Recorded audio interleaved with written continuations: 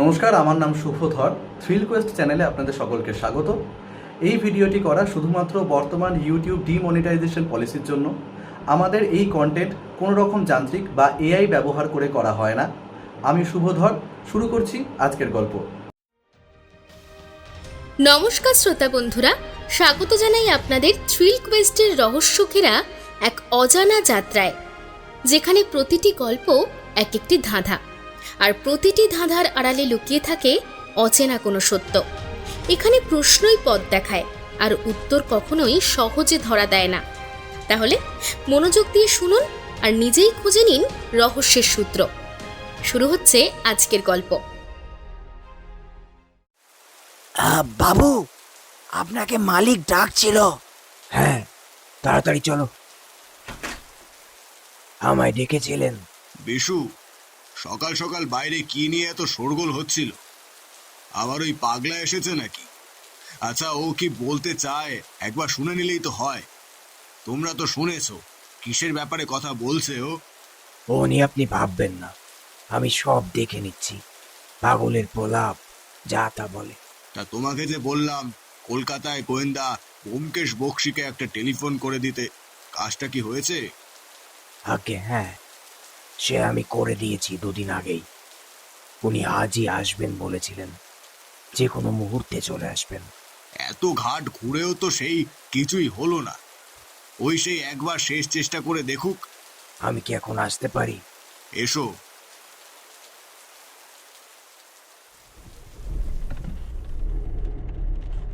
তোমায় আর কি বলবো ভায়া, রিটায়ারমেন্টের পর থেকে ঘরে বসে বসে চুলগুলো দেখছি ভালো রকম পাক ধরছে। আর এই তোমার পাল্লায় পড়ে মাঝে মধ্যে বেরিয়ে পড়ি বলেই এখনো হাত পাগুলো সচল আছে, এই আর কি। নিজের উন্মুক্ত ছাদওয়ালা অতি পছন্দের জিপটার স্টিয়ারিং হুইলটা হালকা বাঁদিকে ঘোরাতে ঘোরাতে দাসবাবু কথাটি বললেন। আপনাকে তো আসতেই হতো। এতদিন আপনার সঙ্গে এত রহস্য সমাধান করার পর আপনাকে ছাড়া ব্যাপারগুলো ঠিক জমে না। কি তাই তো বন্ধু? বলেই ঈষৎ হেসে সামনের সিট থেকে ব্যোমকেশ আমার দিকে তাকালো। আমিও বললাম, তা যা বলেছ। দাসবাবু আরেকটু সোজা হয়ে বসে গর্বের সাথে মাথাটা উঁচু করলেন। এসব নানা কথার মধ্য দিয়েই আমাদের জিপ জঙ্গলের বুক চিরে পাথুরে মাটিতে ধুলো উড়িয়ে এগিয়ে চলল বীরসিংহপুরের দিকে। আপনাদের জানিয়ে রাখি, আমি অজিত, আমার বন্ধু সত্যান্বেষী ব্যোমকেশ বক্সী। আপনারা যাকে একজন প্রাইভেট ডিটেকটিভ বলেন, তবে আমার বন্ধুটি নিজেকে সত্যান্বেষী বলে। তার কারণ হলো সে নাকি সত্যের অনুসন্ধান করে, আর ডিটেকটিভ কথাটা তার ভালো লাগে না, তাই নিজেকে নিজেই নাম দিয়েছে সত্যান্বেষী। দাসবাবুও প্রাক্তন পুলিশ অফিসার। আমরা তিনজন না জানি কত দুর্গম রহস্যে একে অপরকে সঙ্গ দিয়েছি। আমাদের বীরসিংহপুরের উদ্দেশ্যে এই যাত্রাও তেমনই এক রহস্যের উদ্ঘাটনের জন্য। মূলত দুদিন আগে ওর কাছে একটা টেলিফোন আসে। তাতে জানানো হয় যে বীরসিংহপুরের জমিদার বংশের মহেন্দ্র সিংহ রায় তার পূর্বপুরুষের একটা পুরনো নথি খুঁজে পেয়েছেন। তাতে রহস্যজনকভাবে একটা ধাঁধা লেখা রয়েছে। ওনার ধারণা এটা বংশ পরম্পরায় জমিদার বাড়ির সংরক্ষিত কোনো গুপ্তধনের সন্ধান দিচ্ছে। তাই ও হয়তো ওনার সেই গুপ্তধন উদ্ধার করে দিতে পারে, এই আশা নিয়েই তিনি আমাদের আমন্ত্রণ দিয়েছেন। আমাদের কাছে আগে থেকেই ঠিকানা ছিল, তাই জিপ থামল জমিদার বাড়ির ঠিক সামনে। বাড়িটা দেখে মনে হচ্ছে বেশ পুরনো আমলের। যদিও এখন জমিদারি প্রথা সেভাবে আর নেই, তবে এটা যে গ্রামের সবথেকে ধনী ব্যক্তির বাড়ি সেটা আলাদা করে আর বলে দিতে হয় না।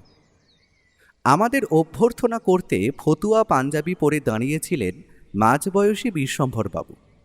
হাতে একটা অস্বাভাবিক রকমের মোটা বালা রয়েছে ও সাথে দু একটা আংটি।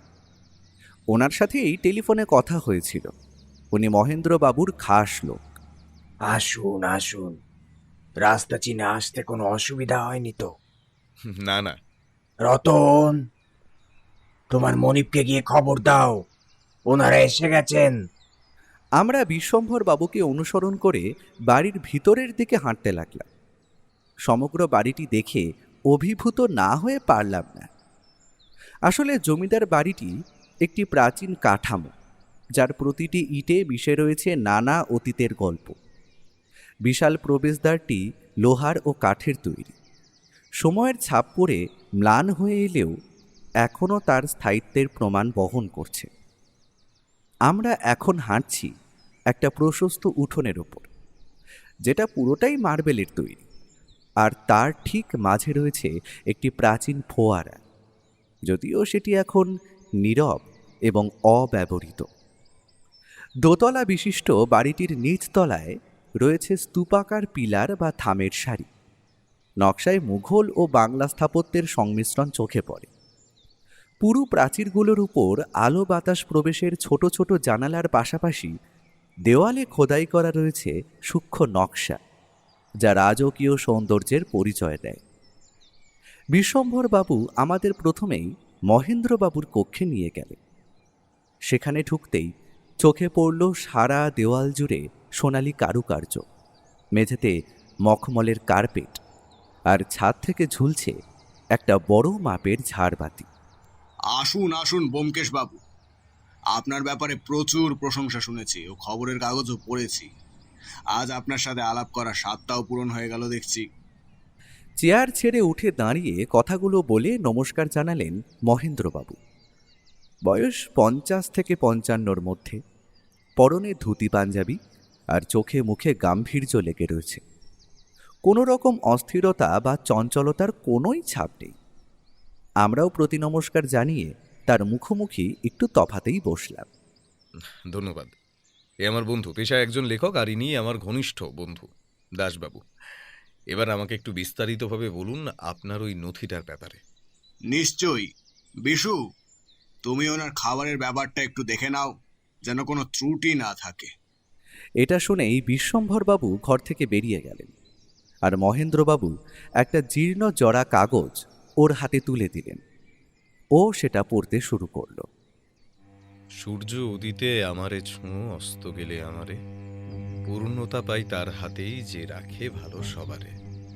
ওকে দেখলাম ভ্রু কুঁচকে কাগজটার দিকেই তাকিয়ে রইল। মহেন্দ্রবাবু বলতে শুরু করলেন, অল্প বয়সেই বাবাকে হারাই। ওনার মারা যাওয়ার পর থেকে ওনার আসবাবপত্র ও ব্যবহৃত জিনিসপত্র একটি ঘরে রাখা হতো, যেটা মূলত তালাবন্ধই থাকত। তাতে আমার, ঠাকুরদা ও তার বাবার বেশ কিছু জিনিস রাখা রয়েছে। কিছু বছর আগে আমি সে ঘরে ঢুকে জিনিসপত্রগুলো একটু পরিষ্কার পরিচ্ছন্ন করি। নানা জিনিস ঘাঁটতে ঘাঁটতে এই বাড়ির ইতিহাস নিয়ে একটু স্মৃতিচারণে ডুবে যাই বলা চলে। তখনই আমার হাতে আসে একটা ছোট্ট লোহার সিন্দুক, আর অদ্ভুতভাবে তার মধ্যে থেকে এই কাগজটি পাওয়া যায়। আমার ধারণা এটা আমাদের পূর্বপুরুষের রেখে যাওয়া গুপ্তধনের সন্ধান দিতে পারে। না, ওর আভাবের কোনোই পরিবর্তন নেই। দাসবাবু বললেন, তাহলে তো ওই ঘরটাও একবার দেখতে পারলে ভালো হতো। হতে পারে আরো কোনো সূত্র পাওয়া যায়। বেশ, এতটা রাস্তা ধকল সহ্য করে এসেছেন, দুপুরের খাবারটা খেয়ে নিয়ে না হয় আমরা ওদিকে যাব। খাওয়ার টেবিলে পরিচয় হলো মহেন্দ্রবাবুর মেয়ের সাথে। পরিচয় করিয়ে দিই, আমার মেয়ে সঞ্চারী। তোমায় সেই বলেছিলাম না, এই যে এনারাই এসেছেন কলকাতা থেকে। আপনারাও কি ওই ধাঁধার সমাধান করতেই এসেছেন?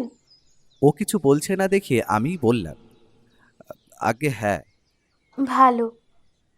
এইটুকু বলেই অনুভূতিহীন একটা মুখ নিয়ে চেয়ার টেনে বসে গেলেন তিনি, আর আমরা খাওয়া শুরু করার পর তিনিও শুরু করলেন। সঞ্চারী দেবীর বয়স 18-19-এর আশেপাশে হবে। পরনে সাদা মখমলের সূক্ষ্ম কারুকার্য করা একটা ফ্রক। তিনি অতীব সুন্দরী, আর তার আভাবের মধ্যেও একটা অদ্ভুত রকম মিষ্টতা রয়েছে। আমাদের আগেই খাওয়া শেষ করে দ্রুততার সাথে উঠে চলে গেলেন তিনি। মহেন্দ্রবাবু বললেন, আমার স্ত্রী ওর জন্মের কয়েক বছরের মধ্যেই মারা যান। ছোটবেলা থেকে আমি মানুষ করেছি। ও সেভাবে কারোর সাথে মিশতে পছন্দ করে না, একটু একা একা থাকতেই ভালোবাসে। সকলের খাওয়া শেষ হলে মহেন্দ্রবাবু আমাদের নিয়ে গেলেন সেই পুরনো কক্ষে এবং বিশ্বম্ভরবাবু চাবি নিয়ে সেটি খুলে দিলেন। ভেতরে প্রবেশ করতেই পুরনো কাঠের গন্ধ এবং ধুলো আমাদের নাকে লাগল। ঘরটির ভিতর অনেক পুরনো আসবাবপত্র ছাড়াও দেওয়ালে অনেক পুরনো সদস্যদের ছবি টাঙানো ছিল। ও প্রশ্ন করল, এগুলো কার কার একটু বলতে পারেন? নিশ্চয়ই।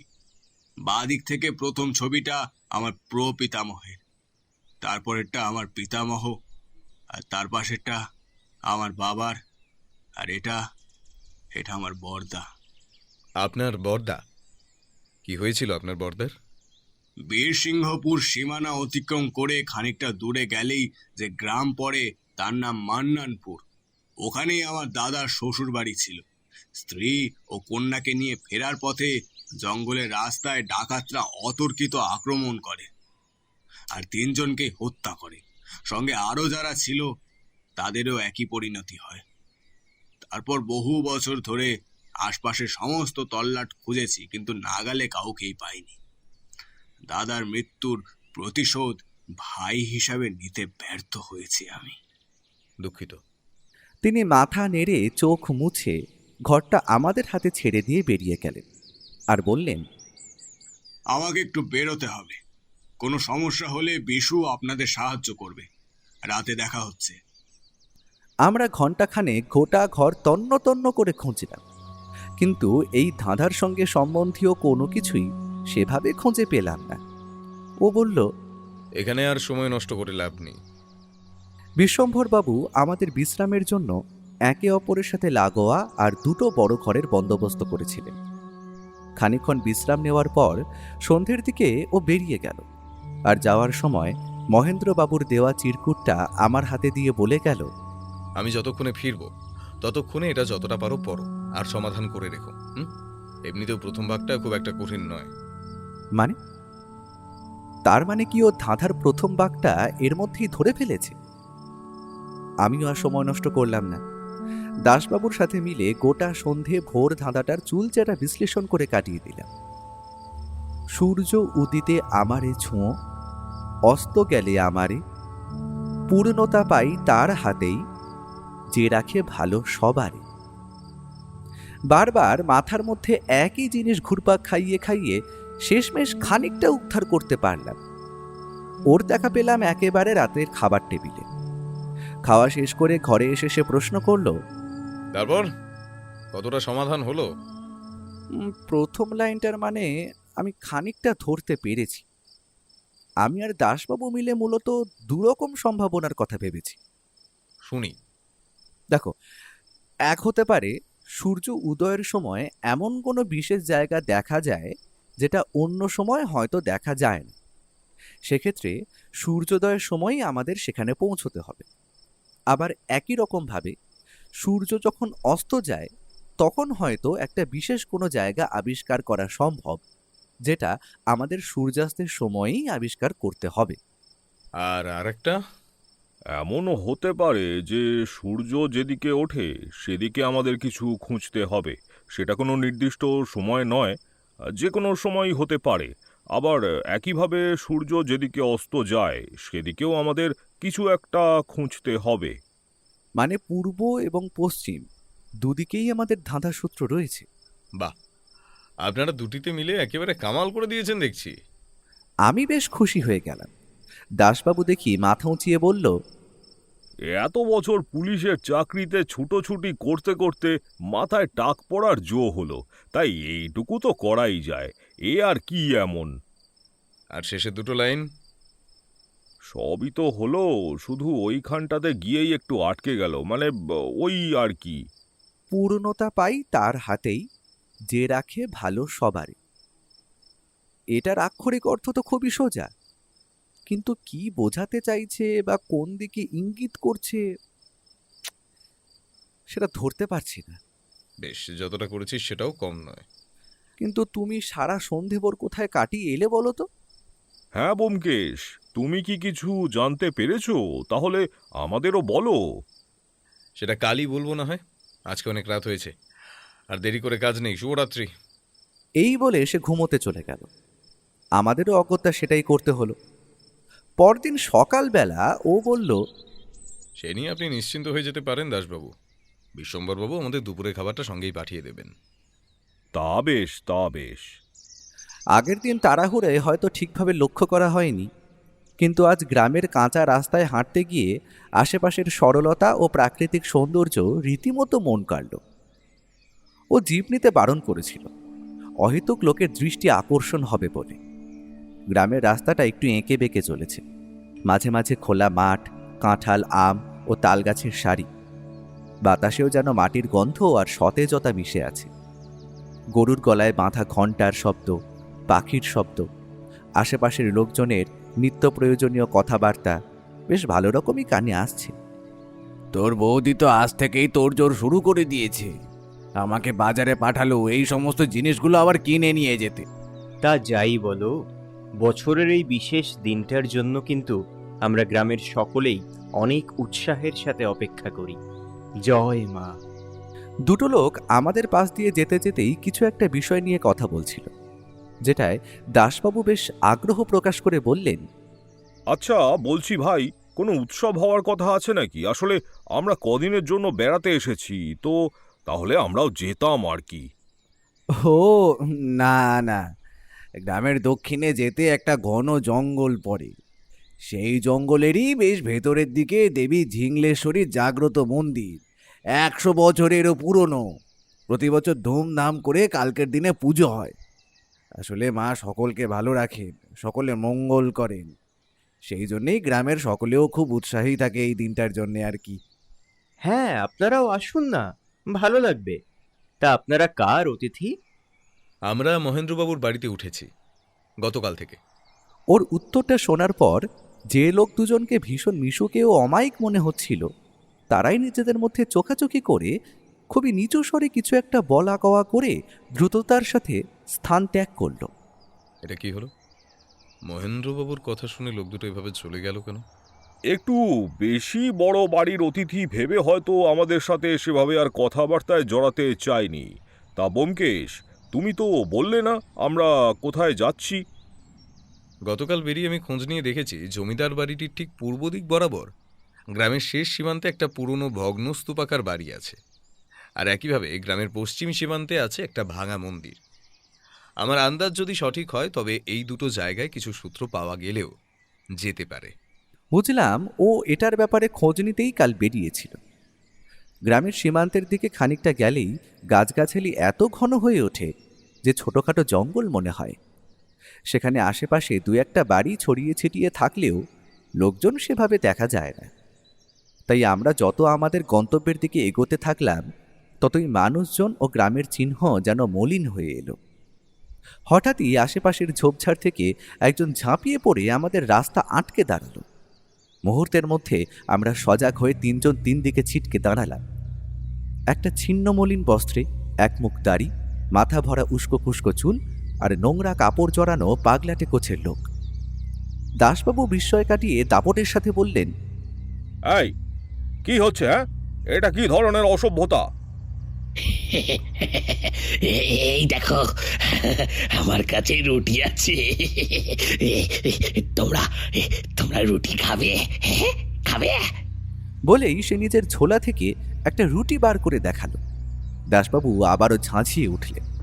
সরে যা, তুই সরবি নাকি আমি এসে সরাবো? বুঝলাম দাসবাবু ঘটনাটায় বেশ বিরক্ত হয়েছেন। ওদিকে ওর চোখের দৃষ্টি স্থির ও তীক্ষ্ণ। সে শান্ত গলায় বলল, না, আমাদের কিছুই লাগবে না। যাক, তাহলে তাহলে এটা না হয় আমি খাবো। কিন্তু কিন্তু তোমরা যাচ্ছ কোথায় গো? ব্যোমকেশ, এ ভালো কথায় বোঝার নয়, বলছি শোনো। এরপর পাগলটা দেখে আমাদের তিনজনকে ভালো করে পর্যবেক্ষণ করে বলল, বলবে না? ঠিকই আছে। তারপর পাশ কাটিয়ে চলে গেল। ও আবার দ্রুত বেগে হাঁটা লাগালো। আমরাও পিছু নিলাম। আরও খানিকক্ষণ হাঁটার পর শেষমেশ পৌঁছলাম সেই ভগ্নপ্রায় পুরনো বাড়িটির কাছে। সত্যি এটাকে বাড়ি কম একটা ভগ্নস্তূপ বলাই চলে। এসবই ভাবছি তখন ও বলল, গতকাল মহেন্দ্রবাবুর সঙ্গে কথা হতে উনি বললেন ওনার বাবার আমলে শিকার করতে এসে বিশ্রাম নেওয়ার জন্যই বাড়িটি ব্যবহার করা হতো। যদি ওনার ছোটবেলায় উনি এসব দেখেননি, শুধুই গল্প শুনেছেন আর কি। বহু বছর যে কোনো রক্ষণাবেক্ষণ হয়নি সে তো দেখেই বোঝা যাচ্ছে, কিন্তু আমরা এখানে খুঁজছিটা কি? কোনো পুরনো নথি, কোনো ধাঁধা, কোনো সূত্র, কোনো পাথর ফলক বা কিছু খোদাই করা সংকেত, যে কোনো কিছু থাকতে পারে। আমাদের সবটা তন্ন তন্ন করে খুঁজতে হবে। তবে হ্যাঁ, বাড়ির যে অবস্থা তাতে সাপখোপ বাসা বাঁধাটা খুব স্বাভাবিক, সে বিষয়ে সাবধান থাকতে হবে। আর মাথার উপর যেটুকু ছাদ বেঁচে আছে সেটিও যে কোনো মুহূর্তে ভেঙে পড়তে পারে। তাই আমি বলবো তুই আর দাসবাবু আশপাশটা ভালোভাবে দেখ, যদি কিছু পাওয়া যায়। বাড়ির ভেতরটা আমি দেখছি। এটা আবার কেমন কথা হলো? যথেষ্ট বড় জায়গা, সবাই মিলে খুঁজলে তাড়াতাড়ি হবে, আমিও সাহায্য করব। কিন্তু হ্যাঁ, আমি খেয়াল রাখবো, আমি কথা দিচ্ছি। তবে আর কি, লেগে পড়া যাক। আমরা খুঁজতে শুরু করলাম। বাড়িতে ঢুকতেই কতগুলো চামচিকে শব্দ করে এদিক ওদিক দিয়ে বিচ্ছিন্নভাবে বেরিয়ে গেল। গোটা বাড়িটা ময়লা আর ধুলোর পরত জমে বিবর্ণ হয়ে গেছে। কাঠের জানলাগুলোতেও শুধু ফ্রেমটাই অবশিষ্ট। পলেস্তারা খসে ইটের রুক্ষ চেহারা বেরিয়ে পড়েছে। দেওয়ালেও শ্যাওলার দাগ। তাদের কড়িকাঠগুলো ফাটল ধরে বেশ খানিকটা করে ঝুলে গেছে। সারা ঘর ভর্তি মাকড়সার জাল, কিছু কাছের পাত্র যা আজ ভাঙা। ঝাড়বাতিটাও এক কোণে হেলে পড়েছে। যা কিছু লোহার সামগ্রী তার সবেতেই মরচে পড়েছে। আমাদের খোঁজ চলল প্রায় কয়েক ঘন্টা ধরে। হঠাৎ বারান্দা থেকে একটু দূরের ঘরটায় দেখলাম দাসবাবু একটা চামচিকেকে মুখের সামনে থেকে তাড়াতে তাড়াতে অন্যমনস্ক হয়ে চৌকাঠে হোঁচট খেয়ে পাশের একটা আলমারিতে গিয়ে পড়লেন। সাথে সাথেই বহু পুরনো আলমারিটা প্রচণ্ড শব্দ করে পড়ল মাটিতে। তার অবশিষ্ট কাঁচগুলো ভেঙে টুকরো টুকরো হয়ে গেল। সাথে তার মধ্যেকার 2-4টে মরচে ধরা বাসনও গড়িয়ে পড়ল। ও পাশের ঘর থেকে দৌড়ে এলো। কি হলো, সবাই ঠিক আছে? এই মুখের সামনে থেকে চামচিকেটাকে তাড়াতে গিয়ে কি বিভ্রাট হয়ে গেল বলতো। এই বলে দাসবাবু ঘর থেকে বেরিয়ে গেল। মোটামুটি সব ঘরই দেখা শেষ, এবার কি করণীয় সেটাই ভাবছি। ঠিক তখনই ওকে দেখলাম পড়ে যাওয়া আলমারির পেছনের ধুলো মাখা দেওয়ালটা বেশ সূক্ষ্ম নজরে দেখতে লাগলো। বিভ্রাট নয় মশাই, আপনি কাজের কাজই করেছেন। বলে সেই ধুলোটা ভালো করে পরিষ্কার করতে দেখলাম দেওয়ালের গায়ে স্পষ্ট খোদাই করা রয়েছে 2টো লাইন। 4 পায়ে 4 টান দিলে গুপ্ত দুয়ার যাবে খুলে। আর একটা ধাঁধা। কি বলছো গো ব্যোমকেশ? ও তার নোটবুকটা বার করে ঝটপট সেটা লিখে নিল। তারপর বলল, এবার যেখানকার জিনিস সেখানে আবার সুষ্ঠুভাবে রেখে দেওয়াই শ্রেয়। হাত লাগা। বলে আলমারিটা ধরে তুলতে লাগলো। 3 জনের প্রয়াসে সেটিকে আবার যথাস্থানে রাখা হলো। ও বলল, এবার পশ্চিমের ভাঙা মন্দিরে যাওয়ার পালা। আমরা ঠিক রাস্তাতেই আছি। আমারও মনে হয়েছিল আলমারিটা একবার সরিয়ে দেখলে হয়, তার মাঝেই এসব হয়ে গেল। যাক, একটা সমস্যা তো মিটলো। আপনার ওই চামচিকে ধন্যবাদ দিন। তা যা বলেছো। পশ্চিমে ভাঙা মন্দিরের দিকে যাওয়ার পথে মাঝে এক জায়গায় থেমে দুপুরের খাওয়াটা সেরে নিলাম। এদিকের মন্দিরের আশেপাশের এলাকাটাও বেশ জঙ্গল সংলগ্ন। আমরা যতক্ষণে পৌঁছলাম ততক্ষণে দুপুর গড়িয়ে গেছে। হাতে কিন্তু বেশি সময় নেই, খুব তাড়াতাড়ি অন্ধকার নামবে। তার আগে আমাদের কাজ মিটিয়ে বেরোতে হবে। আমরা সেই মতো মন্দিরের আশপাশটা ও মন্দিরের ভিতরে আমাদের খোঁজ চালাতে লাগলাম। মন্দিরের প্রবেশদ্বারের উপর ভাঙাচোরা কারুকার্য আজও কোনো মতে দেখা যায়। মন্দিরের গর্ভগৃহে কোনো মূর্তি নেই, শুধু এককালে পুজো হতো সেই চিহ্ন হিসেবে কিছু পুরনো সামগ্রী, চুন সুরকির আস্তরণ খসে গিয়ে খাঁজ তৈরি হওয়া বেদিটি রয়েছে। মন্দিরের যত ভেতরে ঢোকা হয় ততই যেন একটা রহস্যময় শীতল পরিবেশ অনুভূত হয়, সম্ভবত বহুদিন ব্যবহার না হওয়ারই ফল। জায়গায় জায়গায় মেঝেতে গর্ত তৈরি হয়েছে, কোনো কোনো জায়গায় তো সেখান দিয়ে গাছপালাও ফুটে বেরিয়েছে। আশেপাশের পাথর ও দেওয়ালগুলো এখন শ্যাওলার অধীনে। এসবের মাঝেই কিছু না কিছু থাকবে এসব ভাবতে ভাবতে সব কিছু ভালো করে পর্যবেক্ষণ করছি। ঠিক তখনই হঠাৎ করে ছাদের উপর একটা ভারী কিছুর শব্দ হলো। আমি চেঁচিয়ে বললাম, মন্দির ভেঙে পড়ছে, সবাই বেরিয়ে এসো। বলতেই দাসবাবুও বাইরের দিকে দৌড় দিল। বাইরে এসে দেখি ও মন্দিরের ছাদের ওপর থেকে আমার কথা শুনে হাসছে। যাক, এটা নিয়ে আর মজা করবো না, কারণ পরিস্থিতি সচেতন হওয়া ভালো। তবে মন্দির ভেঙে পড়েনি, ওপরে বেশ কিছু পাথর রাখা ছিল, আমি সেগুলো সরিয়ে দেখছিলাম আর কি। বাপরে, আমি তো ভাবলাম আজ হয়ে গেল বুঝি। যাক, কিছু পেলে? এখনো তো না, দেখছি। কথাটা বলে ও একের পর এক পাথর সরিয়ে সরিয়ে দেখতে লাগলো। দাসবাবু বললেন, ব্যোমকেশ, এই মন্দিরটা তো বহু পুরনো মনে হচ্ছে। এত বড় মন্দির এরকম পরিত্যক্ত পড়ে আছে। গতকালই কোথায় কোথায় যাব সেটা নিয়ে মহেন্দ্রবাবুর সঙ্গে কথা হচ্ছিল, উনি তখনই বললেন, আপনি পশ্চিমে যে ভাঙা মন্দিরটার ব্যাপারে জিজ্ঞাসা করছেন, আগে ওটাই ছিল দেবী ঝিংলেশ্বরীর আসল মন্দির। বাবার মুখে গল্প শোনা, ঠাকুরদা নাকি একদিন স্বপ্নাদেশ পান মন্দিরটিকে দক্ষিণের জঙ্গলের মাঝে প্রতিষ্ঠিত করতে হবে।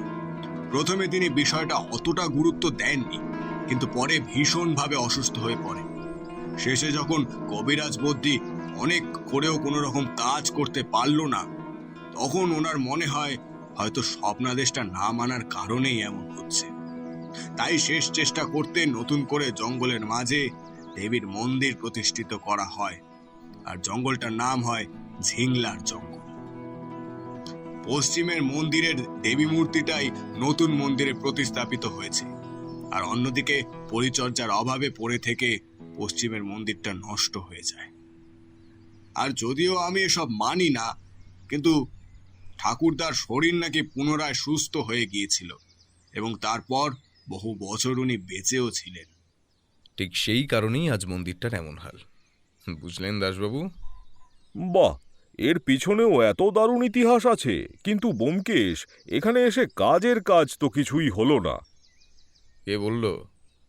বলেই ও মন্দিরের সাথে লাগোয়া পিছনের একটা গাছের দিকে নির্দেশ করে বলল, গাছে উঠতে পারেন? তাহলে ওটা দিয়ে উঠে আসুন। এই বয়সে এসে আর যাই হোক, গাছে উঠতে বলো না দয়া করে, ওটি একটু বাড়াবাড়ি হয়ে যাবে। কিন্তু আমার আর বুঝতে বাকি নেই, ও নিশ্চয়ই এমন কিছু সন্ধান পেয়েছে যা এই রহস্য সমাধানে গুরুত্বপূর্ণ ভূমিকা পালন করতে পারে। কলকাতা শহরে থাকলেও এরকম পরিস্থিতির মোকাবিলা করার অভ্যেস ও আমাকে করিয়েছে। তাই আমার জন্য খুব একটা সমস্যা হলো না গাছ বেয়ে উঠে মন্দিরের উপরে পৌঁছতে। কিন্তু মন্দিরের উপরে ওঠার পর ও আমাকে যা দেখালো তা দেখে আমার বিস্ময় যেন কাটতেই চায় না। গোধূলিবেলার সামান্য আলোয় আমি দেখলাম ছাদের উপর খোদাই করে লেখা আছে, শিলারাশির ভার মুক্ত হতে সোনা মানিক পাবে ছুঁতে। ও তার ছোট্ট নোটবুকটা আবারও একবার বের করে সেটা লিখে নিল। তারপর তার উপরে যেমন তেমন পাথরটা আবার চাপা দিয়ে গাছ বেয়ে নিচে নেমে এলো। আমিও তাই করলাম। হঠাৎই লক্ষ্য করলাম পাশের জঙ্গলে একটা নড়াচড়ার শব্দ। আমরা একত্রে সেদিকে তাকাতেই দেখলাম একটা লোক দৌড়ে পালিয়ে গেল। এটা তো সেই পাগলটা নয়? না, খুবই স্বাভাবিক জামা কাপড় পরা অন্য একটা লোক, মুখে কালো কাপড় দেওয়া ছিল। তার মানে কি নজর রাখছিল এতক্ষণ? আমাদের কথা শেষ হতে না হতেই ও দৌড়ে গেল সেদিকে। আমিও তার পেছনে গেলাম, আর আমার পেছনে দাসবাবু। কিন্তু খানিকটা এগিয়ে এসেও আশেপাশে কাউকেই দেখা গেল না।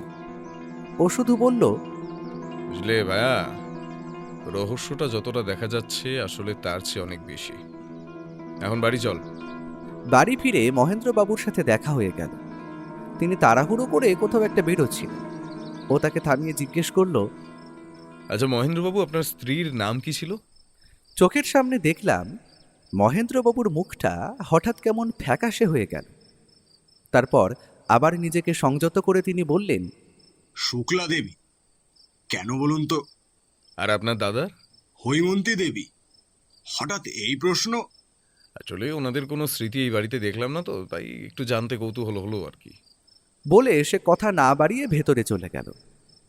ঘরে এসে সে আর কারো সাথেই কোনো কথা বলল না। এক কোণে ওই ছোট্ট চিরকুট আর তার নোটবুকটার দিকে একদৃষ্টে তাকিয়ে বসে রইল। কিন্তু আমার মনে তখন অনেকগুলো প্রশ্ন ঘুরপাক খাচ্ছে। আমাদের কেই বা অনুসরণ করছিল? চিরকুটের ধাঁধাটার দ্বিতীয় অংশটার মানে কি? নতুন যে ধাঁধাগুলো পাওয়া গেল সেটারই বা গুপ্তধনের সাথে কি সম্বন্ধ? আদেও কি কোনো গুপ্তধন আছে কিন্তু সবকটা প্রশ্নই মনের মধ্যে চেপে রাখতে হলো, কারণ এখন ওকে ঘাঁটানো ঠিক হবে না। শেষমেশ রাতে খাবার পর সে আমার সাথে বসল। 4 পায়ে 4 টান দিলে গুপ্ত দুয়ার যাবে খুলে, শিলারাশির ভার মুক্ত হতে সোনা মানিক পাবে ছুঁতে। এটার মানে আমি বুঝে নিয়েছি, এটা আসলে দুটো আলাদা আলাদা নয়, একটাই ধাঁধা যেটা একটা জিনিসকেই নির্দেশ করছে। তাহলে কি আমাদের এই ধাঁধাটার মাধ্যমে গুপ্তধন খুঁজতে হবে? হ্যাঁ, কিন্তু প্রথম যেটা ছিল, সূর্য উদিতে আমারে ছুঁয়ো, অস্ত গেলে আমারে, পূর্ণতা পায় তার হাতেই, যে রাখে ভালো সবারে। এর প্রথম দুটো লাইন তো উদ্ধার হলো, কিন্তু শেষের দুটো ভাবতে হবে, ওটাই ভাবতে হবে।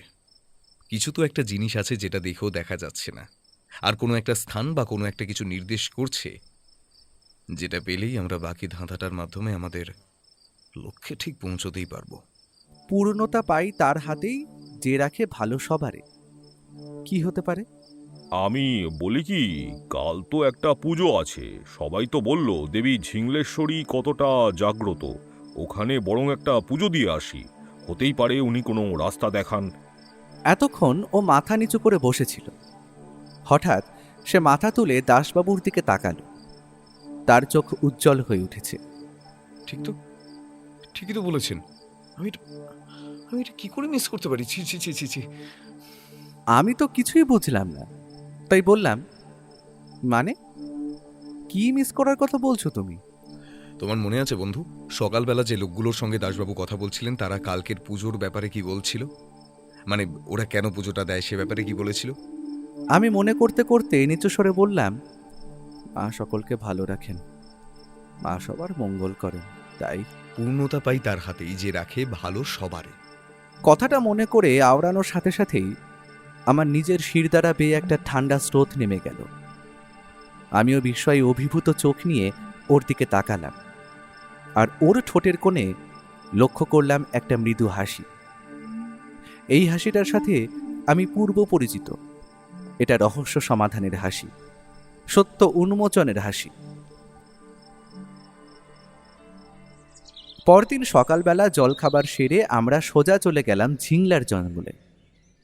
মন্দিরের কাছাকাছি যখন পৌঁছেছি, তখন দেখি কালকে সেই পাগলটা দৌড়ে আমাদের দিকেই আসছে, আর পিছনে দু একটা কচিকাঁচা বাচ্চা ছোট ছোট ইটের টুকরো নিয়ে তাড়া করছে, আর দূরে মন্দির থেকে পুরোহিত মশাই চেঁচাচ্ছেন, ওরম করিস নি রে তোরা, ওকে যেতে দে, ওরম করতে নেই। আমরা নিজেদের প্রস্তুত করি, তার আগেই পাগলটা এসে ধাক্কা মারল ওকে। কেউই পড়ল না, শুধু দুজন দুদিকে হালকা ছিটকে গেল।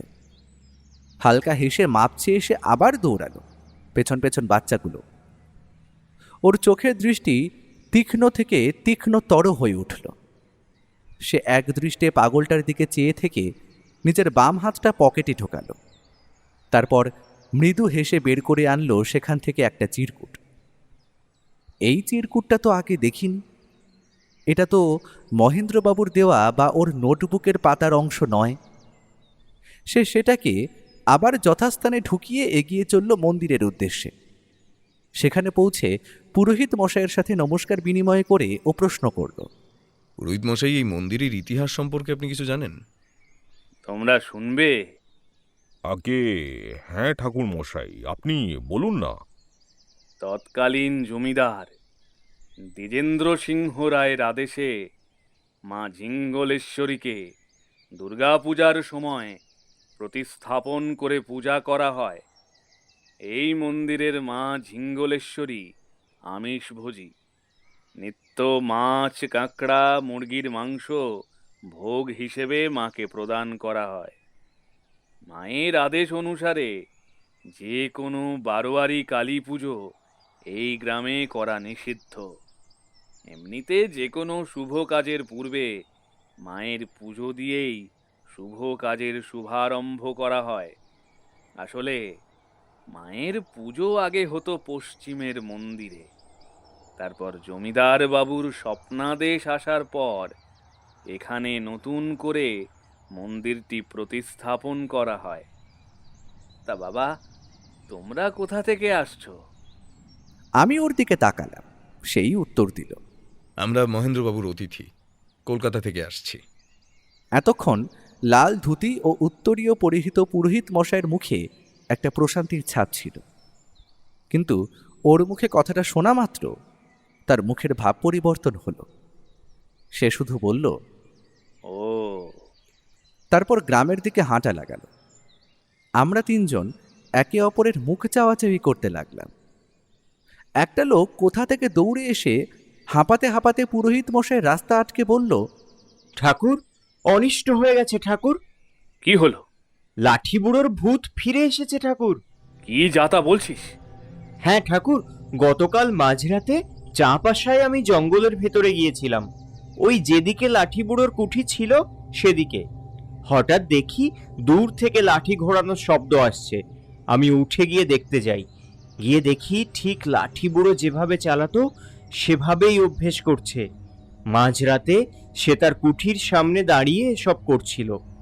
আমি নিজের চোখে দেখেছি ঠাকুর। বিগত 19 বছরে কেউ তাকে দেখেনি, কিন্তু আমার মনে হয় সে ভূত হয়ে ফিরে এসেছে ঠাকুর। তার বাড়ির মায়া সে ত্যাগ করতে পারেনি। তুই কি করলি তারপর?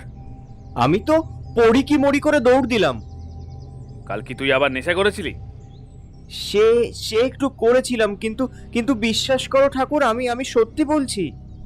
বুঝেছি, চল, আজকে মায়ের পুজো আছে, সব ঠিক হয়ে যাবে। বলে পুরোহিত মশাই তাকেও সঙ্গে করে নিয়ে চলে গেলেন। দূর থেকে দাঁড়িয়ে আমরা তিনজনই সমস্ত কথোপকথন শুনলাম। আমার মনে হলো, এই লাঠি পুরোটা আবার কি? ও বলল, তোরা বাড়ি ফিরে যা, আমার কিছু কাজ আছে। তারপর রাতের বেলা পুজো আছে, আমাদের সবাইকে থাকতে হবে। আমি তার আগেই ফিরে আসবো। ব্যোমকেশ, দেবী মায়ের মন্দির আমাদের চোখের সামনে, গুপ্তধন উদ্ধারের কি হবে? ও শুধু বলল, শুনলেন না, পুরোহিত মশাই বলে গেলেন, মায়ের পুজো না দিয়ে শুভ কাজের শুভারম্ভ হয় না। তার এই কথাটায় আমার গায়ে যেন কাঁটা দিয়ে উঠল। সত্যি কি যে হতে চলেছে। আর হ্যাঁ দাসবাবু, আমি মাঝে এসে একবার হয়তো আপনার জিপটা নিয়ে যাব, আর প্রয়োজন পড়লে আপনাকেও। আচ্ছা। আমরা বাড়ি ফিরে ওর অপেক্ষায় বসে রইলাম। সে তার কথা মতো মাঝে এসে একবার জিপটাও নিয়ে গেল। দুপুরে খাওয়ার সময়ও সে আসেনি। শেষে বিকেলের দিকে এসে দাসবাবুকেও নিয়ে গেল। আমি আর বসে থাকতে না পেরে দোতলার বারান্দায় গেলাম। এখান থেকে পেছনের বাগানটা বেশ ভালো রকমই দেখা যায়। বাগানের চতুর্দিক ঘিরে রয়েছে নানান গাছের সারি। যতই হোক, শহরের পরিবেশ আর এখানের পরিবেশের মধ্যে আকাশ পাতাল পার্থক্য। এত দ্বন্দ্ব, এত অশান্তির মাঝেও দূর আকাশের দিকে চেয়ে থাকতে থাকতে হালকা হাওয়ায় মনটা যেন শান্ত হয়ে গেল। হুঁশ ফিরল একটা আকস্মিক মেয়েলি চিৎকারে। বাগান থেকে চিৎকারটা এলো না। দৌড়ে রেলিংয়ের ধারে গিয়ে দেখি সঞ্চারী দেবী বাগানের মাটিতে পড়ে দুহাতে নিজের পা চেপে গোঙাচ্ছেন। সর্বনাশ! সাপে কাটল নাকি? আমি হুড়মুড় করে সিঁড়ি দিয়ে নেমে দৌড়ে গেলাম বাগানের দিকে। কাছাকাছি পৌঁছে দেখলাম পায়ের পাতায় দুটো বড় মাপের কাঁটা ফুটেছে। একটু হয়তো লাগবে, কিন্তু ভয় পাওয়ার কোনো কারণ নেই। হ্যাঁ, বলেই আমি বাঁ হাতে পায়ের পাতাটা শক্ত করে ধরে দুটো কাঁটা পরপর বের করে দিলাম। সঞ্চারী দেবী দাঁতে দাঁত চেপে নিলেন, কিন্তু কোনো শব্দ করলেন না। তারপর উঠে দাঁড়িয়ে নিজেই হেঁটে যাওয়ার চেষ্টা করতে গিয়ে পায়ের পাতায় ব্যথা পেয়ে ভারসাম্য হারালেন। আমি তৎক্ষণাৎ তাকে ধরে নিয়ে বললাম, এখন আপনি স্বাভাবিকভাবে হাঁটতে পারবেন না। বাম পায়ের পাতা ফেললেও ডান পায়ের গোড়ালির উপর ভর দিয়েই হাঁটুন। আমি হাতটা ধরছি আপনার সুবিধের জন্য। তিনি আর কোনো কথা না বলে ধীরে ধীরে হাঁটায় মনোযোগ দিলেন। অন্দরমহলে পৌঁছাতেই একজন পরিচারিকা আমাকে ওনাকে ওভাবে ধরে আনতে দেখে আর ওনার খুঁড়িয়ে খুঁড়িয়ে হাঁটা দেখে দৌড়ে এলেন। কি হয়েছে দিদিমণির? বাগানে হাঁটতে গিয়ে পায়ে কাটা ফুটেছে, যদিও সেগুলো এখন বের করে দেওয়া হয়েছে। সে কি? আচ্ছা আচ্ছা আচ্ছা, তুমি বসো, আমি এক্ষুনি একটু গরম জল করে আনছি, তারপর ধুয়ে আমি ওষুধ লাগিয়ে দেব। ওনাকে ঘরে বসিয়ে আমি চলেই আসছিলাম, উনি বললেন, ধন্যবাদ। আমি হাসি মুখে মাথা নাড়লাম। আপনিও কি গোয়েন্দা? আগে না, আমি গোয়েন্দা তো নই, তবে গোয়েন্দার সহকারী বলা যেতেই পারে, আর পেশায় একজন লেখক। আচ্ছা। ওখান থেকে চলে এসে একটু বারান্দায় বসলাম। খেয়াল পড়ল প্রায় সন্ধে হতে যায়, ও এখনো ফেরেনি। কি জানি কোথায় আছে। তারপর বিধাতার হাতে নিজের ভাগ্যকে ছেড়ে দিয়েছিলাম। যেখানে ঘটনাটা ঘটেছিল তার একটুখানি দূরেই ছিল লাঠি বুড়োর কুঁড়ে ঘর। তিনি শোরগোলের আওয়াজ পেয়ে ছুটে আসেন। তিনি যতটাই পরাক্রমী ছিলেন ততটাই ছিলেন ন্যায়াধীশ। 5 জন লেঠেলকেই তিনি গুরুতরভাবে আহত করেন। যদিও তিনি নিজেও বেশ আহত হন, কিন্তু শেষ অবধি আরও লোকবল চলে আসে, তাতে লেঠেলরা ফিরে যায়। গ্রামে সবাই জানতো যে আমি আর আমার মেয়ে দুজনেই আমার স্বামীর সাথে সেদিন ডাকাতদের হাতে মারা গিয়েছিলাম। কিন্তু সেদিন আমায় জীবিত দেখে উনি আমাকে বাঁচাতে প্রতিজ্ঞাবদ্ধ হন। উনি আমার স্বামীকে ভীষণ শ্রদ্ধা করতেন, কারণ প্রথম জীবনে উনি ডাকাত ছিলেন, কিন্তু পরে আমার স্বামী ওনাকে সঠিক পথে নিয়ে আসেন, নিয়ে এসে কাছারিতে কাজ দেয়, একজন ভালো মানুষ হয়ে ওঠার জন্য সহায়তা করেন। তাই সেদিন উনি বলেছিলেন, তোমরা আমাকে অনেক দিয়েছো, আজ আমার সেই ঋণ শোধ করবার পালা। কিন্তু কিন্তু আমার মেয়েটা যে ওর কাছেই রয়ে গেল। আমি যে ওকে সঙ্গে আনতে পারিনি, আমি পারিনি। চিন্তা করো না মা, তোমার মেয়ের কিচ্ছুটি হবে না, কিন্তু এখন এখানে থাকাটা আমাদের জন্য একদমই নিরাপদ নয়। আমি বীর সিংহপুরের সীমানার বাইরে চলে গেলাম, আর লাঠি বুড়ো পাগলের ছদ্মবেশ নিয়ে গ্রামেই রয়ে গেল। জমিদার বাড়ির 4 দেওয়ালের বাইরে থেকে সমানে নজর রাখত আমার একমাত্র মেয়েটার ওপর। তার খবর আমার কাছে এনে পৌঁছে দিত প্রত্যেক সপ্তাহে। আর এইভাবেই 19খানা বছর কেটে গেল। এখন তো শুনছি সে নাকি অনেক বড় হয়ে গেছে, তার রূপ নাকি দেবী প্রতিমাকেও হার মানায়। তাকে সামনে থেকে দেখার বড় স্বাদ হয়, জানেন তো, বড় স্বাদ হয়। পাবেন, নিশ্চয়ই পাবেন। আচ্ছা, আপনি তো পরে ফিরেও আসতে পারতেন।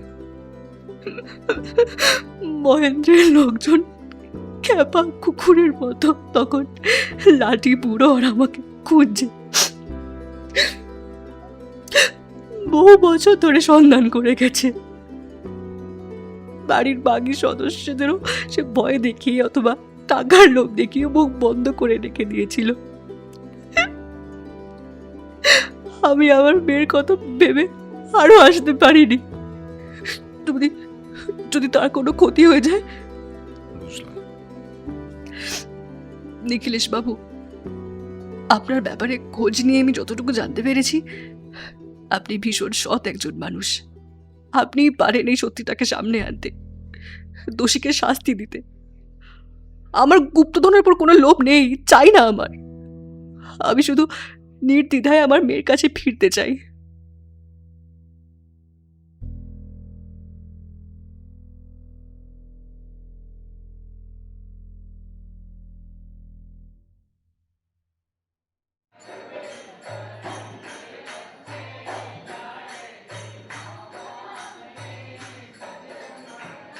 एतत् सम्प्रदानाय श्रीमो सिंहलेश्वरै नमः। ॐ उद्युदादित्यमण्डल मध्यवर्तिन्यै नित्य चैतन्यदायिन्यै ईदमर्घं। ॐ ह्रीं सिंहलेश्वरै दिव्यै स्वाहा। कत्यायनी रङ् अपर्णस्रवः। ॐ ह्रीं हुं स्वस्तिनः। कत्यायनी रौङ् अपर्णस्रवा स्वस्तिनः। देवी हुं मेधामृतमयी। ॐ नः प्रत्यङ्गीरदेवता तथातु ह्रीं श्रीं फट् स्वाहा।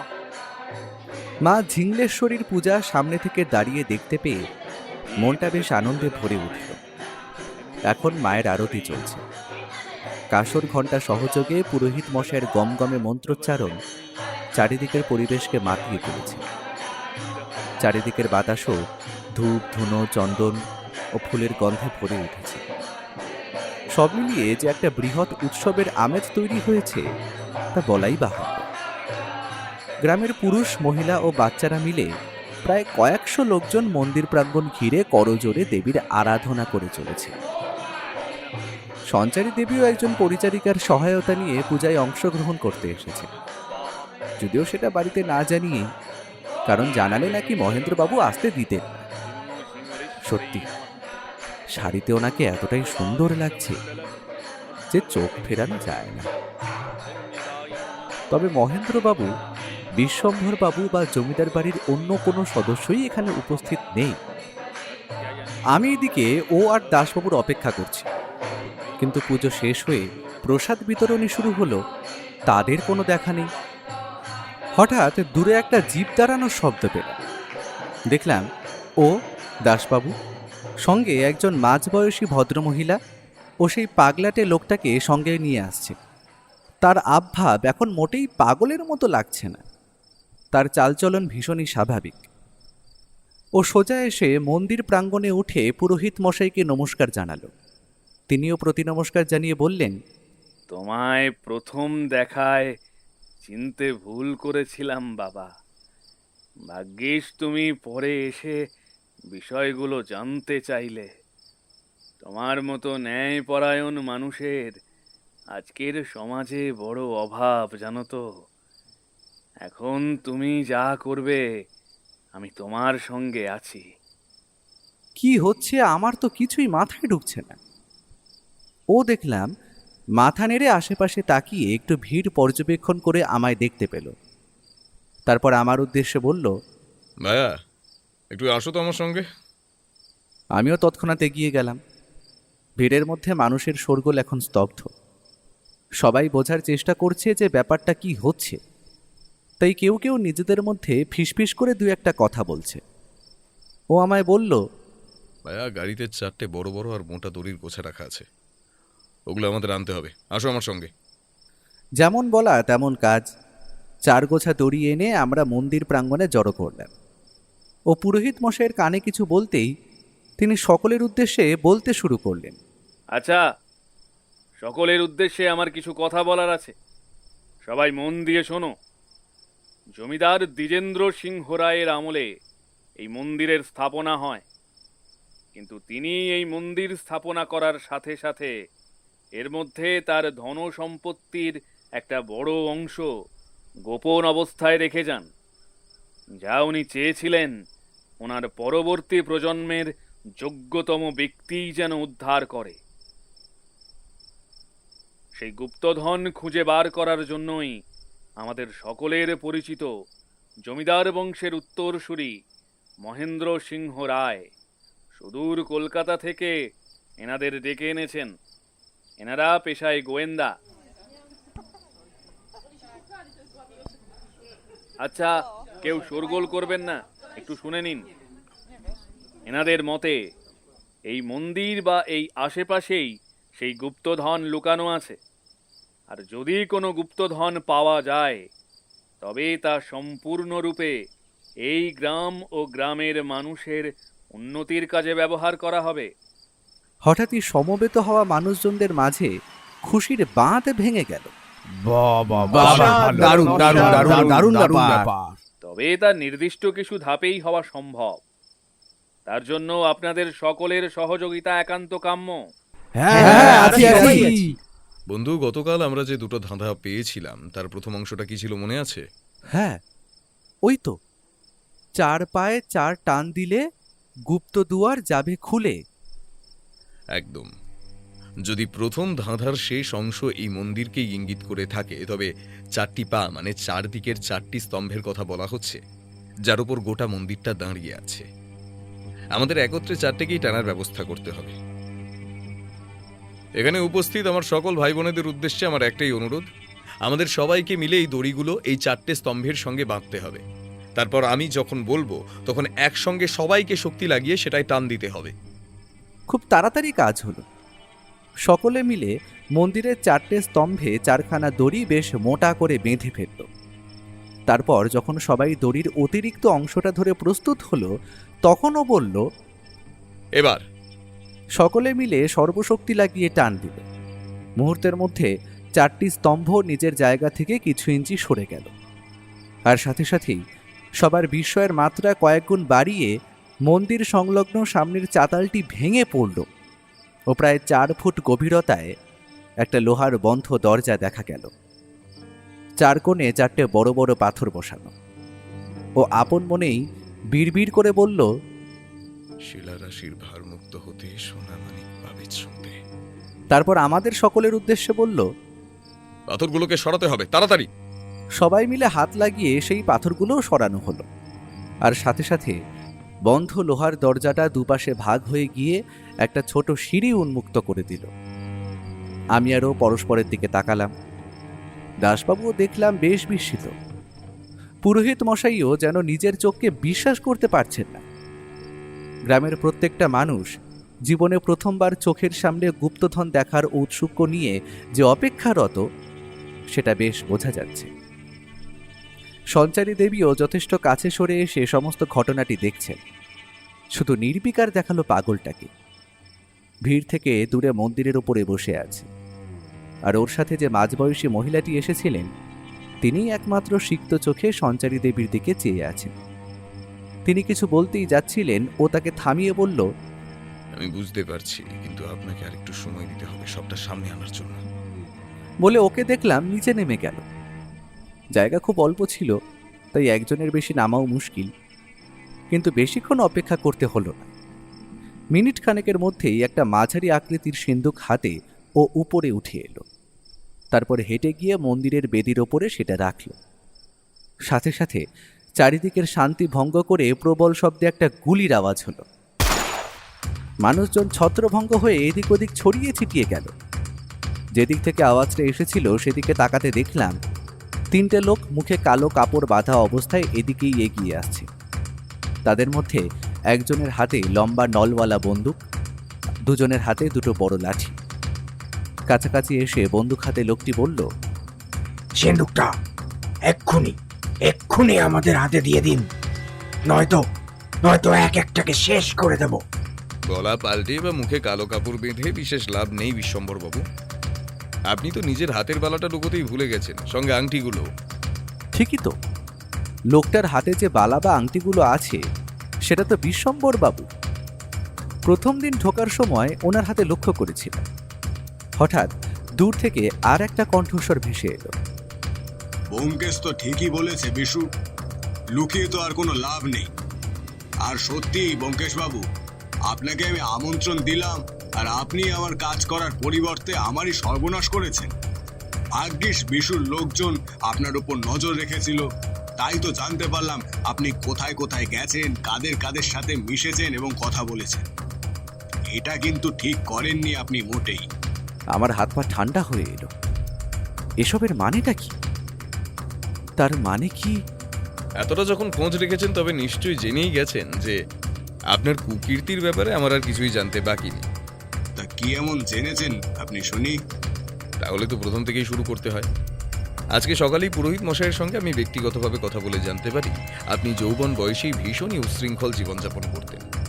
গ্রামের প্রচুর মানুষের সঙ্গে প্রচুর দুর্ব্যবহার ও শোষণ করেছেন আপনি, যে কারণে আজও গ্রামের প্রত্যেকটা মানুষ কম বেশি আপনার উপর ক্ষোভিত।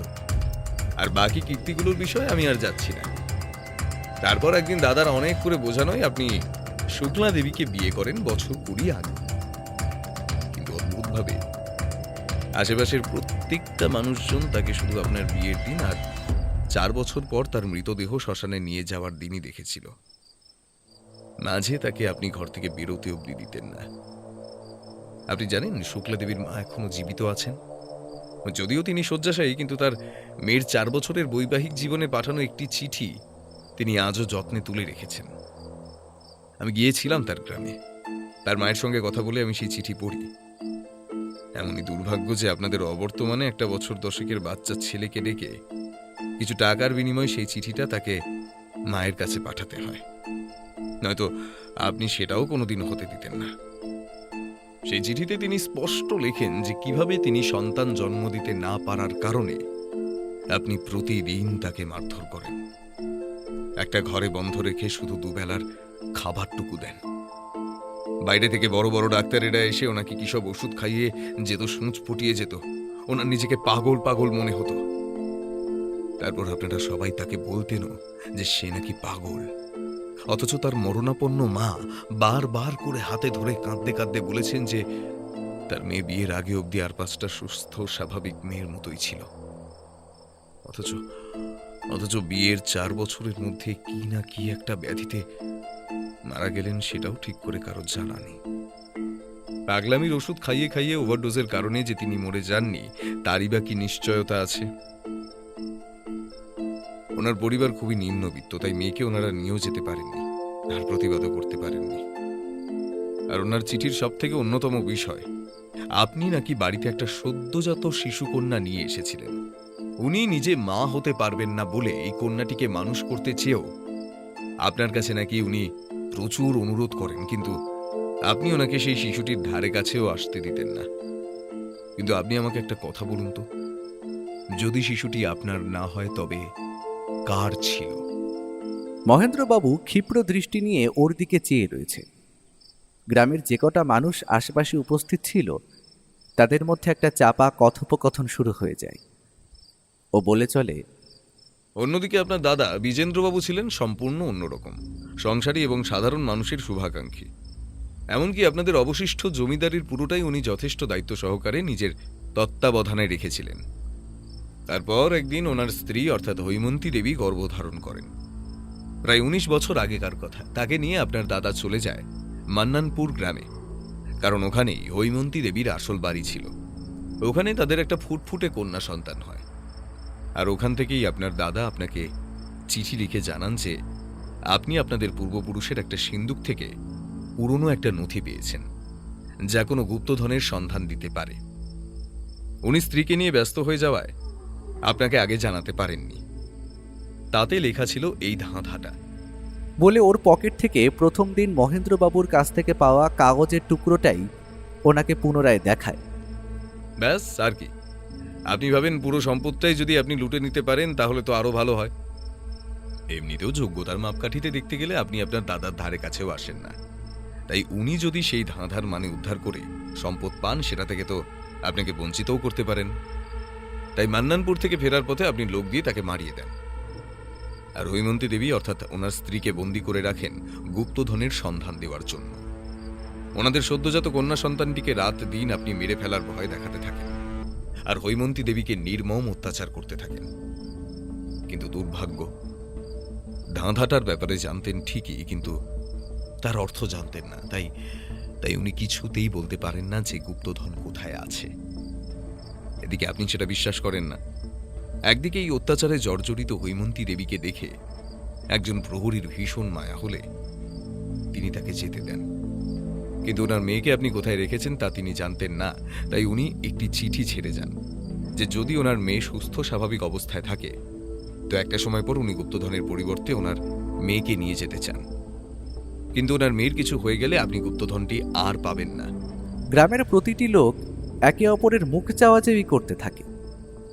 আমার নিজের পায়ের তলা থেকে যেন মাটি সরে যেতে চাইছে, গলা দিয়ে কোনো স্বর বেরুচ্ছে না। সেদিন রাতে প্রবল ঝড় বৃষ্টি হচ্ছিল। এই জঙ্গলের মধ্যে দিয়েই হৈমন্তী দেবী দৌড়চ্ছিলেন। আপনার লোকেরাও তার পিছু নেয়, কিন্তু মাঝে লাঠি বুড়ো এসে বাদ সাধে। তিনি সেদিন হৈমন্তী দেবীকে বাঁচিয়ে নেন এবং তাকে দূরে সকলের চোখের আড়ালে থাকার ব্যবস্থা করে দেন, আর নিজে পাগলের ছদ্মবেশ নিয়ে এই গ্রামে থেকে যান দূর থেকে তার জমিদারনির শিশুকন্যার সুরক্ষা নিশ্চিত করতে। দেখলাম এতক্ষণ যে লোকটাকে পাগল ভাবছিলাম সে মন্দির থেকে উঠে এসে নিজের দাড়ির মোটা একটা অংশ ও চুলের একটা অংশ খুলে ফেলে দিল। তার মুখের ওপর মাখা মাটিটাও খানিকটা ঝেড়ে ফেলে শির দাঁড়া সোজা করে দাঁড়াল। ভদ্রলোকের বয়স বোধহয় 70 পেরিয়েছে, কিন্তু তার চেহারা দেখে এই বয়সেও তাকে যথেষ্ট শক্ত সামর্থ্য মনে হয়। ইনিই তাহলে সেই লাঠি বুড়ো যার ভূতের ব্যাপারে গ্রামের লোকেরা সকলে আলোচনা করছিল। অন্যদিকে আপনি নেহাতি গুপ্তধনের লোভে আপনার দাদার মেয়েকে নিজের মেয়ে বলে মানুষ করতে থাকেন। পুণ্যের কাজ বলতে সারা জীবনের বোধহয় ওই একটি করেছেন আপনি। কোথাও না কোথাও আপনার আশা ছিল যে হৈমন্তী দেবী ফিরে আপনাকে গুপ্তধনের সন্ধান দেবে। যদিও এত বছরে আপনি নিজের মতো করে বহু চেষ্টা করেছেন হয়তো গুপ্তধন ও হৈমন্তী দেবীকে খোঁজার, কিন্তু আপনি ব্যর্থ হন। এবার ওর সাথে আসা মাঝবয়সী ভদ্র মহিলাটিও সামনে এসে মুখের ওপর থেকে কাপড়টা সরিয়ে দাঁড়ালো। কি চিনতে পারছেন? সাথে সাথেই মহেন্দ্রবাবু চিৎকার করে ওঠেন, হ্যাঁ তো কি হয়েছে? কান খুলে শুনে নিন ব্যোমকেশ বাবু, যে গুপ্তধনের জন্য আমি এত কিছু করেছি, আপনার মনে হয় আপনাকে আমি আর এই গুপ্তধনের মাঝে কোনো বাধা হতে দেব? ধরে আন ওদেরকে। কথাটা বলার সাথে সাথেই দুজন লাঠিয়াল এদিকে এগিয়ে আসে আর সকল গ্রামবাসী উচ্চস্বরে প্রতিবাদ করে তাদের থামানোর জন্য অগ্রসর হয়। ঠিক সেই মুহূর্তেই আবারও একবার শূন্যে গুলি চালিয়ে অগ্রসরকারীদের দিকে বন্দুক নির্দেশ করেন বিশ্বম্ভরবাবু। মুহূর্তে ভিড় শান্ত হয়ে যায়। লাঠিয়াল দুজন এগিয়ে আসে। এক পাও কেউ এগোলে গুলি করে দেব। চুপচাপ দাঁড়িয়ে থাক, নিজের জায়গায় সব।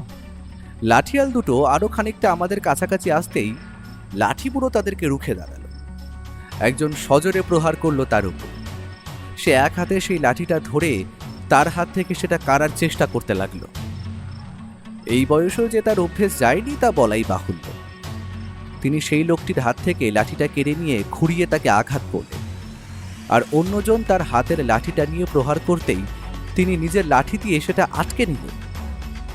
এরই মধ্যে অতর্কিতভাবে বিশ্বম্ভরবাবু আর একটা গুলি চালালেন, যেটা লাঠি বুড়োর বুকে এসে লাগলো।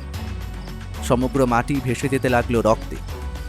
প্রথম যে লোকটা আঘাত খেয়ে একটু পিছিয়ে গিয়েছিল সে এসে লাঠির একটা ঘা দিল তার মাথায়। মুহূর্তের মধ্যে এমনভাবে মর্মান্তিক ঘটনাটা ঘটে গেল যে কল্পনার বাইরে। তার দেহটি লুটিয়ে পড়ল মাটিতে। ও এগিয়ে গিয়ে সজোরে ঘুষি কষালো হামলাকারী চোয়াল। আমি এগিয়ে গিয়ে আর একজন লাঠিয়ালের হাত থেকে লাঠিটা ছাড়ানোর চেষ্টা করতে লাগলাম, আর দাসবাবু পিছন থেকে তাকে ধরে টেনে সরানোর চেষ্টা করতে লাগলেন। এরই মধ্যে দেখলাম বিশ্বম্ভরবাবু আমাদের দিকে বন্দুকটা তাক করেছেন, আর সাথে সাথেই ও পকেট থেকে তার রিভলভারটা বার করে গুলি চালাল তার হাতে। হাত থেকে বন্দুকটা পড়ে এক পাশ ঘেঁষে মাটিতে পড়ে যান তিনি। কিন্তু এদিকে অন্যমনস্ক হয়ে যাওয়ায় ঘুষি খাওয়া ব্যক্তিটি উঠে এসে লাঠির বাড়ি সজোরে প্রহার করে ওকে। হাত থেকে বন্দুক পড়ে যায় ওর। সে হাঁটুর উপর বসে পড়ে, আবারও লাঠি চালায়। ও দুহাতেই সেটা প্রতিরোধ করে। মার, মেরে ফেল সব কটাকে, বহুতবার। এতক্ষণ সঞ্চারী দেবী ভিড়ের মধ্যেই মিশেছিলেন। তিনি দৌড়ে সামনে এসে বললেন, থামো, তোমরা মানুষ নাকি জানোয়ার? মুহূর্তের মধ্যে সব চুপ। লাঠিয়ালগুলো থেমে একে অপরের মুখ চাওয়াচাওয়ি করতে থাকে। মহেন্দ্রবাবুর ক্ষিপ্র ভঙ্গিটা মুহূর্তের জন্য শিথিল হয়ে আসে। সঞ্চারী দেবী তার দিকে ফিরে বলেন, বাবা, ইনারা যেগুলো বললেন সেগুলো কি সত্যি? তুমি এখানে কি করছো? তোমার তো বাড়িতে থাকার কথা। ও, তার মানে সত্যি। আর ঠিকই তো, এখানে তুমি মানুষ মেরে দিতেও একবারের জন্য তো ভাবছো না। তাই ওই অপবাদগুলো সত্যি হলেও আমি অবাক হব না।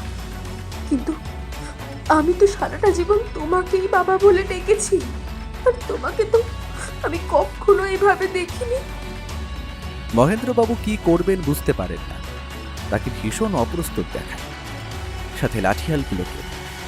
সেই সুযোগে ও তার সামনে জনের পায়ের আঘাত করে তাকে ভারসাম্যহীন করে লাঠিটা কেড়ে নেয়। এদিকে আমি আর দাসবাবু লাঠিটা কেড়ে নিতে সক্ষম হই। ও তার হাতের বন্দুকটা তুলে ধরে। ঠিক তখনই দূর থেকে আরও কয়েকটা জিপের শব্দ হয়। পুলিশ এসে অবিচল মহেন্দ্রবাবু, দুই লাঠিয়াল ও বিশ্বম্ভর বাবুকে গ্রেফতার করে। শেষ হয় এক ভয়ঙ্কর যুদ্ধ। সঞ্চারী দেবী একই জায়গায় দাঁড়িয়ে অঝোর ধারায় কেঁদে চলেছেন। জীবনের এত বড় একটা দুঃখদায়ক ঘটনা সামনে উঠতে তার অবশ্যই কিছুদিন সময় লাগবে। হৈমন্তী দেবী এগিয়ে গিয়ে তার মাথাটা নিজের বুকে জড়িয়ে দিলেন। ও বলল, এর জন্যই তো এত সব কিছু। কেমন আছে এতে? বলেই সে সিন্দুকের তালাটায় একটা গুলি চালালো। সাথে সাথেই সেটা ভেঙে গেল। সিন্দুকটি খুলতে দেখা গেল সোনা, মানিক, হিরে, জহরত, গয়না, মণি, মুক্ত, বড় বড় মুদ্রা, বিভিন্ন অতীব মূল্যবান জিনিসে সুসজ্জিত রয়েছে সেটা। এটাই তাহলে বীরসিংহপুরের গুপ্তধন। লোভ মানুষকে দিয়ে কি কি না করাতে পারে।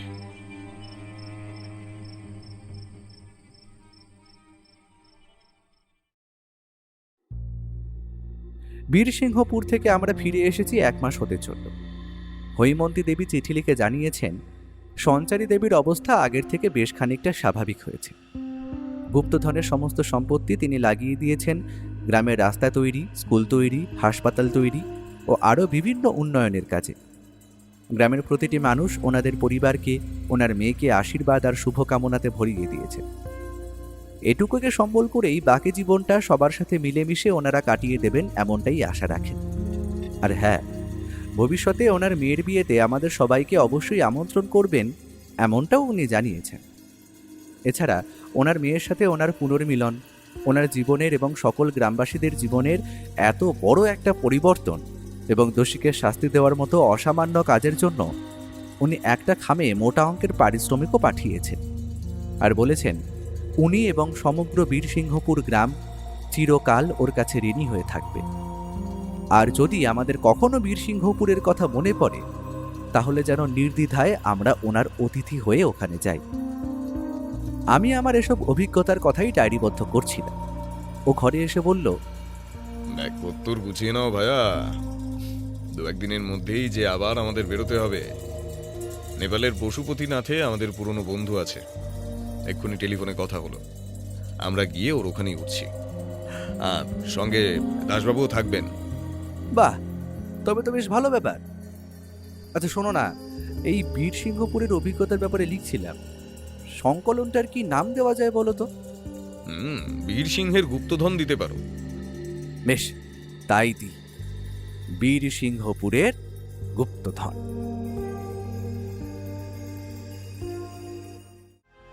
আপনি শুনছিলেন থ্রিল কোয়েস্ট। আজকের গল্পটি আপনার কেমন লাগলো তা অবশ্যই কমেন্ট করবেন। এরকম আরও রহস্যে ভরা গল্প শুনতে চ্যানেলটি সাবস্ক্রাইব করে আমাদের সঙ্গে থাকুন। আবার দেখা হবে নতুন কোনো অজানা সত্যের খোঁজে। ততক্ষণ পর্যন্ত শুভরাত্রি।